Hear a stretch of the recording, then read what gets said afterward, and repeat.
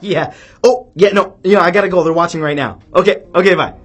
Sorry, that was the Buddha. He said this video might be very enlightening. So the existence of God has been a heavily debated topic for a very long time. And those people who do believe in God point out that there are several pieces of evidence that prove the likeliness of his existence. Whether you agree or not will be something I will leave up to you.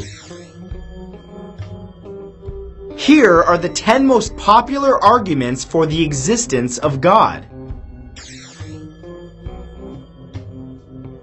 Number 10 are the laws of physics. Modern science has provided explanations of physical laws that make our universe tick. But how do these laws exist, and why do they seem to be so specific? They appear to create a sustainable balance so that no one law can overpower the others. If anything could go faster than the speed of light, we might have been destroyed by something billions of light years away that built up an infinitely increasing speed. If other physical laws were set differently, or unleashed to infinity, we would most likely not exist, nor would any other life forms. The fact that nothing can break these natural laws makes it seem like something intelligent is setting those limits. Some people argue that God could be the mastermind behind the laws of physics, and that if we don't believe that, we'd better learn to accept not knowing because science simply doesn't have a better answer. Number 9 are the existence of miracles. One of the longest standing arguments for the existence of God lies within the presence of miracles in our world that appear to bend the laws of nature in order to create or cause change. The most famous miracle of all would most likely be the Bible's account of the resurrection of Jesus Christ after he was killed and entombed for 3 days. Modern, less substantial miracles still occur to this day and convince people that there may just be a God pulling the strings for their benefit. Some people bring up that in some instances, God may provide help to people in surviving against sickness or overwhelming odds of death, like people who purportedly feel the presence of angels during catastrophic events. In other possible cases, God apparently incites belief through miraculous events such as stigmata, apparitions, and the supernatural. Number 8 is the concept of faith. Religious faith in humanity is strong and defies the basic logic of perception, since we tend to believe in something that we have no way of proving is actually there. Some people ask the question, why do we even have faith? And why do we put so much stake in something that may be impossible to prove? Well, they argue that the existence of faith may be a gift given to us, and its effects can change a person in incredible ways. If you are dealing with cancer or the loss of a loved one, then a great number of people will likely be advising you to stay positive and keep your faith. But interestingly, faith in a higher power such as God helps give hope and has been scientifically proven to aid in the healing process both mentally and physically within the body. Even if God is not a tangible creature, the faith people have in him makes him real enough to affect the world in fantastic ways. Number 7 is consciousness and the immaterial realm.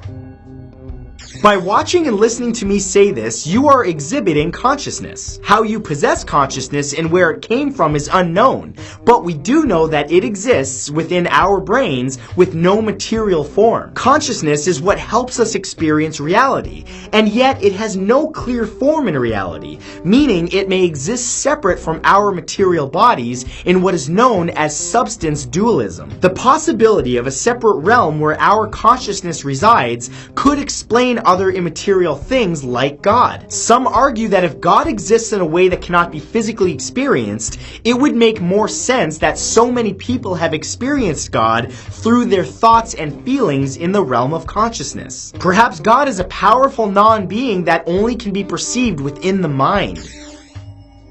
Number 6 is love.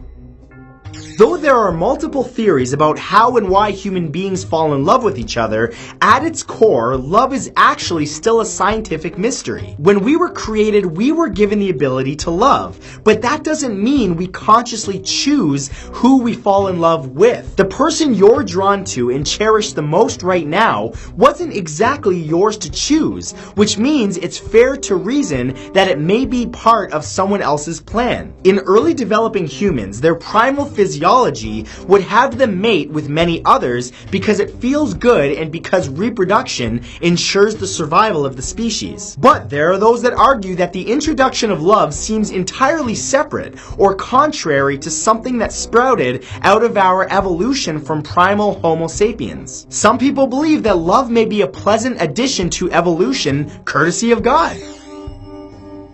Number 5 is intelligent design in humans.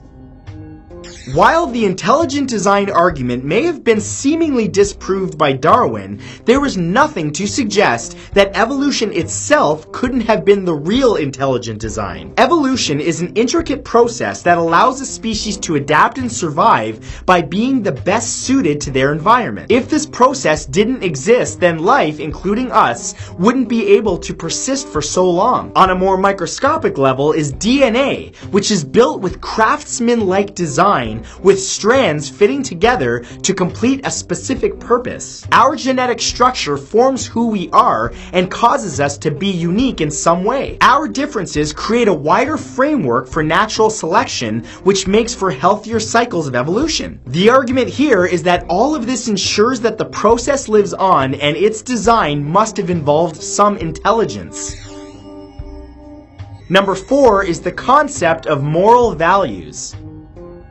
In their primitive state, humans were brought together by necessity, since hunting and gathering in groups proved more fruitful and, of course, safer. Ain't nobody hunting a lion by themselves, I'll tell you what. But humans could not have developed civilizations and the society that we know today without morals. But what created morals? Morality may not have evolved from within primal human beings, but rather it may have been imbued in us by God. The theory that some people present is that pre-morality humans would have no real reason to stop killing each other, or to resist their strong primal urges in order to be perceived as good people. Why would animalistic humans suddenly think that behaving generously or defending others should be rewarded, while acting selfishly should be punished? Many people who believe in God suggest that our sense of right and wrong must have come from a higher being that acted benevolently and helped us.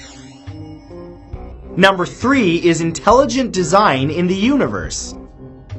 If you believe that the Big Bang occurred and spread the entire universe into existence, or that God created it, you have to admit that its design is pretty elegant. If the Big Bang did occur, it seems almost too impressive that a seemingly random event spread out all the planets and stars and black holes into a fairly uniform blanket across space. Some people argue that those planets exhibit a carefully constructed dance with gravity, twirling around without constant collision and without being incinerated by stars. Some of those planets and stars work in perfect harmony to create conditions for organic life to take hold, such as Earth. The universe could be more logically explained as the result of an intended creation. The fact that our universe is so finely tuned could indicate that it was an intentional design. Number 2 is the first cause argument. The Big Bang Theory is the most widely accepted explanation for how the universe first began. But what created the cause of the Big Bang? This is the point where we can only speculate further using a theory as its base. But if we look at reactions in their simplest form, we know that everything that happens must have been caused by something. If we don't exist in a time loop, rewinding the cause and effect chain will bring us to a point where an effect simply existed with no cause. cause. With this basic truth, the cause of existence must have been God, an all-powerful entity that created itself and then created everything else, starting the chain. Another argument that some people put forward, which is alternative and much stranger, is the possibility that the chain extends into the past infinitely, meaning there is no beginning and that God may be defined as the true nature of infinity. Oh, that one was intense. And number 1 is Anselm's ontological argument. An argument first brought forward by Anselm of Canterbury in 1070 states that our ability to imagine the concept of an ultimately perfect being means that it must exist. He argued that his idea must stem from something that exists in our universe. Otherwise, how would we be able to think it up? The famous French philosopher René Descartes supported it 571 years later, saying that if his idea of perfection includes existing, then God must exist. We know what God is, therefore he exists in our understanding. We also understand things that exist in reality like apples, but there are hidden things in existence that we do not yet understand. These things outside of our frame of reference are hard to imagine because we haven't witnessed them. So the philosophical argument is, why do we understand God so clear? And the answer to them is that maybe because he exists. So that was the 10 most popular arguments for the existence of God. Woo! That was a lot to take in. I personally found a lot of these arguments very fascinating. But if you guys enjoyed this, remember to give it a big thumbs up. Also, be sure to subscribe and turn on notifications by clicking the bell beside the subscribe button so that you never miss a thing, because I release new videos all the time. Thank you guys for watching, and I will see you in the next video. Bye-bye!